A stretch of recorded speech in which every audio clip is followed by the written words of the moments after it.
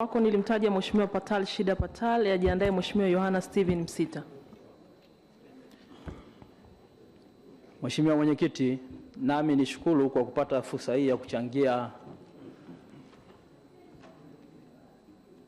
hotuba ya bajeti hii muhimu ya Wizara ya Ujenzi. Mheshimiwa Mwenyekiti, wasaa huu na dakika hizi katika wakati wote tukiwa kwenye hivi vikao vya bajeti, leo hii jimbo la Mbeya vijijini takribani wananchi 500,000 wamenyamaza kimya kusikiliza juu ya mustakabali wa barabara zao za kimkakati, barabara 3. Mheshimiwa Mwenyekiti, nami naomba niseme kwa niaba yao, barabara ya Mbalizi Shigamba nimepitia bajeti vizuri, barabara hii ipo, na ishukuru serikali. Barabara ya Isionje Kikondo mpaka Makete nimepitia vizuri bajeti hii, barabara hii ipo. Mheshimiwa Mwenyekiti, barabara ya Mbalizi Chang'ombe inayoenda Mkwajuni, Makongolosi mpaka kuunganisha mikoa ya karibu Singida mpaka Tabora nimepitia vizuri bajeti hii, barabara hii ipo. Kwa heshima kubwa naomba niombe serikali, kuwepo kwenye bajeti barabara hizi ni jambo moja. Sasa baada ya kusubiri wana Mbeya vijijini kwa zaidi ya miongo mitatu, nisi sana serikali yangu barabara hizi zikajengwe. Mheshimiwa Mwenyekiti, pamoja na hizi barabara, lakini naomba niseme jambo moja. Niliuliza swali la nyongeza kupitia wizara hii ya ujenzi, barabara ya Mbalizi Shigamba, nikajibiwa kwamba mwaka huu tumepewa kilomita 10. Naomba Mheshimiwa Waziri, kakaangu Rega, mimi sina shaka na wewe ndo waziri pekee ambaye umeapishwa tu umefika jimboni kwangu Mbeya vijijini pale Songwe. Kwa hiyo sina shaka na utendaji wako. Naomba hizi kilomita 10 zianze haraka vile inavyowezekana, twende tukawafute vumbi wana Mbeya vijijini.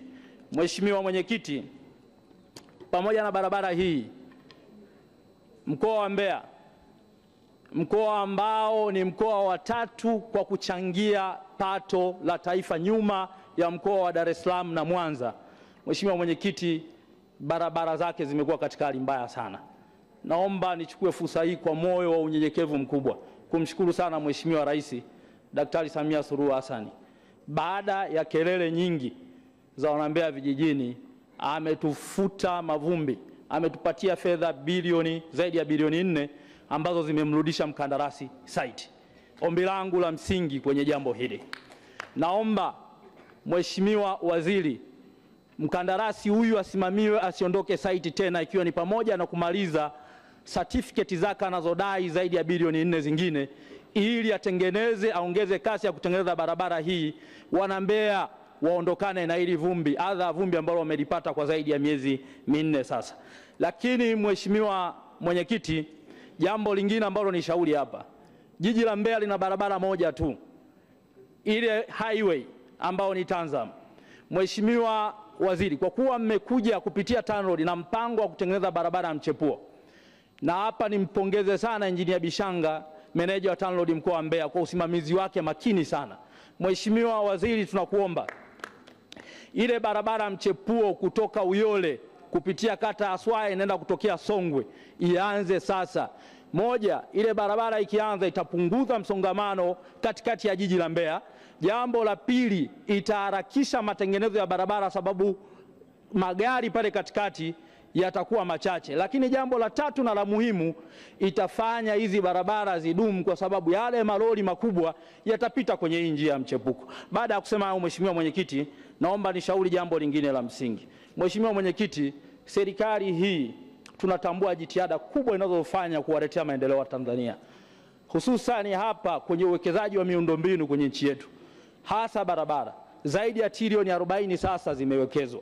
Mheshimiwa Mwenyekiti, ni dhahiri kwamba uwekezaji huu uende sambamba na maono ya usimamizi wa quality ya hizi barabara. Nishauri jambo moja, Mheshimiwa Mwenyekiti, naomba serikali ione haja ya kutenganisha majukumu ya usimamizi wa quality ya barabara pamoja na majukumu ya utengenezaji wa barabara.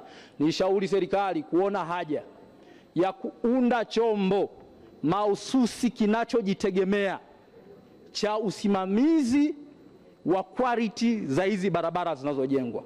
Moja ya changamoto kubwa, mtakubaliana nami waheshimiwa wabunge, barabara zetu zinatengenezwa, baada ya muda mfupi zinaharibika. Sasa tuliondolee jukumu hili la usimamizi wa TANROADS. TANROADS ibaki na jukumu ya utengenezaji wa barabara, lakini usimamizi wa quality wa zile barabara kuwepo kuna agency inayojitegemea, na hii agency iwe na watumishi ambao ni well vetted na hawana mashaka yoyote na uzalendo wao wa juu sana. Mheshimiwa Mwenyekiti, baada ya kusema hayo, naomba nihitimishe na jambo moja la msingi na kwa kifupi sana, kwa dakika moja. Mheshimiwa Mwenyekiti, miaka ya 90 nakumbuka magari yote nchi yetu yalikuwa yanasajiliwa kimkoa, lakini nimebahatika kutembelea nchi ya South Africa, nimeona GP magari yanasajiliwa GP Yellow, GP Gauteng yanasajiliwa kimkoa au kiprovince.